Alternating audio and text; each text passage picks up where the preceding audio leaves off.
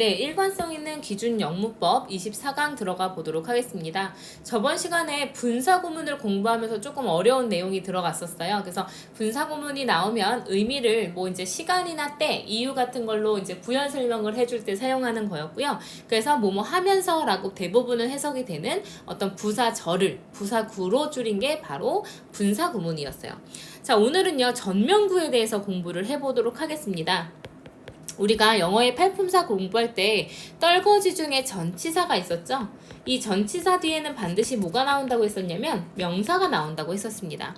그래서 이 전치사 플러스 명사를 뭐라고 불렀었냐? 전명구라고 불렀었죠. 그럼 전명구가 할 수 있는 역할은요, 두 가지가 있어요. 우리가 크게는 이제 부사 역할을 많이 한다라고 선생님이 초반에는 말씀을 드렸었습니다.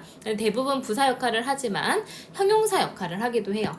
그래서 형용사 역할을 하게 되면 명사를 수식해주는 역할을 하거나 또는 보어 자리 들어갈 수가 있고요. 그래서 보어 자리 들어가면 이제 뭐 주어가 있는 위치라든지 상태라든지 이런 것들을 설명할 수가 있을 거고요. 그 다음에 이제 부사가 들어가면 나머지를 수식해주는 역할을 하게 될 겁니다. 그래서 어쨌든 이러나 저러나 보어 자리가 아닌 이상은 대부분은 이제 조금 부연 설명해주는 말이기 때문에 문장 내에서 굉장히 중요한 역할을 하는 경우는 없어요. 그래서 얘가 만약에 명사 뒤, 다시 말해서 뭐 주어 뒤, 목적어 뒤, 보어 뒤 이렇게 들어가게 되면 좀 이제 문장 자체가 길어질 수가 있기 때문에 뭐 수일치 문제, 그러니까 단수냐 복수냐 문제를 푼다거나 했을 때 어디까지가 주어인지 파악하시는 게 중요할 겁니다.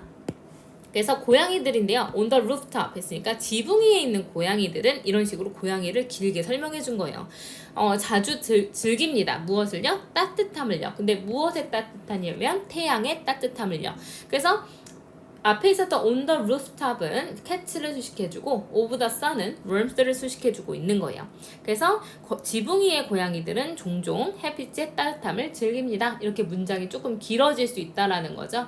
그래서 덩어리가 전치사 플러스 명사가 바로 이제 앞에 있는 명사를 설명해주는 명사 설명어 역할을 할 수가 있다라는 겁니다.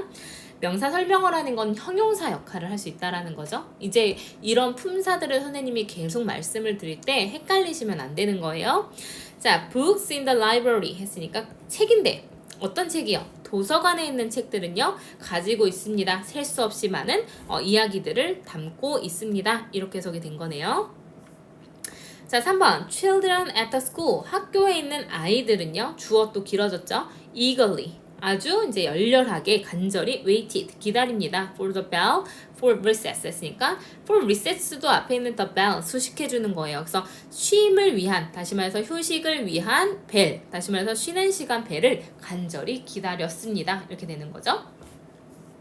자, athletes, 운동선수들인데 어떤 운동선수들이냐면 on the field, 운동장에 있는 운동선수들은요 train hard, 열심히 훈련합니다. to, 뭐 하기 위해서? 얘는 뭐뭐 하기 위해 라고 해석된 투부정사의 부사정법 중에서 목적이 되겠죠. to improve their skills 했으니까 그들의 기술을 향상시키기 위해서 열심히 훈련을 합니다. 자, 5번이요. Dogs in the park. 공원에 있는 개들은요. 이제 개들을 설명해줘서 좀 길게, 주어를 길게 만들어줬죠. Played freely. 자유롭게 놀았습니다. Chasing balls 했으니까 공을 쫓으면서. 그래서 이 chasing이 우리 저번 시간에 배웠던 뭐예요? 분사 구문이죠. 그래서 분사 구문은 보통 뭐뭐 하면서 라고 해석되고요. 부사 역할을 한다고 했습니다. 지금 문장을 수식을 해주는 역할을 했죠. 그래서 공을 쫓아다니면서 자유롭게 놀았습니다. 자, 새들인데 어떤 새들이요? above the trees, 나무 위에 있는 새들이요.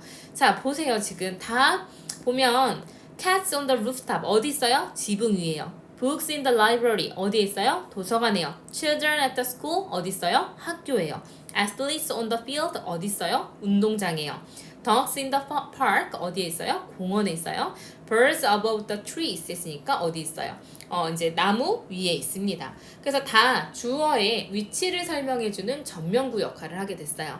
그래서 새들은 fly freely, 자유롭게 납니다. 뭐 하면서요? enjoying the vast sky 했으니까 광활한 이제 하늘을 즐기면서, 거대한 하늘을 즐기면서, 이것도 마찬가지 분사구문이죠. 그래서 분사구문 뭐뭐 하면서라고 해석하면 됩니다. 그래서 광활한 하늘을 즐기면서 자유롭게 이제 날아다닙니다. 이렇게 해석하시면 되겠죠. 그래서 이제 전명구가 들어가서 이제 명사가 좀 길어질 수 있는 전명구 형용사 역할에 대해서 공부해봤습니다.